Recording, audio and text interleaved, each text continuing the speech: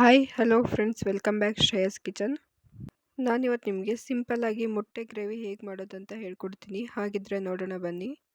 ನಾನಿಲ್ಲಿ ಒಂದು ಪಾತ್ರೆನ ಬಿಸಿಗೆ ಇಟ್ಕೊಂಡಿದ್ದೀನಿ. ಅದಕ್ಕೆ ಒಂದು 2 ಟೇಬಲ್ ಸ್ಪೂನ್ ಆಗೋಷ್ಟು ಎಣ್ಣೆ ಹಾಕ್ಕೊಂಡು ಈರುಳ್ಳಿ ಟೊಮೊಟೊ ಹಾಕ್ಕೊಂಡು ಚೆನ್ನಾಗಿ ಫ್ರೈ ಮಾಡ್ಕೊತಿದ್ದೀನಿ. ಟೊಮೊಟೊ ಸ್ಮೂತ್ ಆಗೋವರೆಗೂ ಫ್ರೈ ಮಾಡ್ಕೋಬೇಕು. ಆಮೇಲೆ 1 ಗಡ್ಡೆ ಬೆಳ್ಳುಳ್ಳಿನ ಬಿಡಿಸ್ಕೊಂಡು ಹಾಕ್ಕೊತಿದ್ದೀನಿ. ಎಲ್ಲ ಚೆನ್ನಾಗಿ ಫ್ರೈ ಆದಮೇಲೆ ಇದನ್ನು ಸ್ವಲ್ಪ ತಣ್ಣಗಾಗಕ್ಕೆ ಬಿಟ್ಟು ನಾನು ಈ ಥರ ನುಣ್ಣಗೆ ರುಬ್ಕೊಂಡು ಇಟ್ಕೊಂಡಿದ್ದೀನಿ.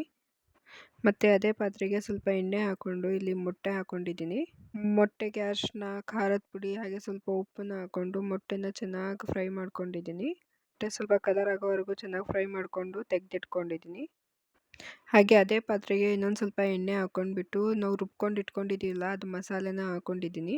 ಮಸಾಲೆನ ಚೆನ್ನಾಗಿ ಫ್ರೈ ಮಾಡ್ತಿದ್ದೀನಿ. ಇಲ್ಲಿ ಚೆನ್ನಾಗಿ ಫ್ರೈ ಆದಮೇಲೆ ಅದಕ್ಕೆ 2 ಟೇಬಲ್ ಸ್ಪೂನ್ ಆಗೋಷ್ಟು ಖಾರದ ಪುಡಿ ಹಾಕೋತಿದ್ದೀನಿ. ಹಾಗೆ 1 ಚಿಟಿಕೆಯಷ್ಟು ಅರಿಶಿನ, ಹಾಗೆ ಒಂದು ಸ್ವಲ್ಪ ಉಪ್ಪು, ಒಂದು ಸ್ವಲ್ಪ ಗರಂ ಮಸಾಲನ ಆ್ಯಡ್ ಮಾಡ್ಕೊತಾ ಇದ್ದೀನಿ.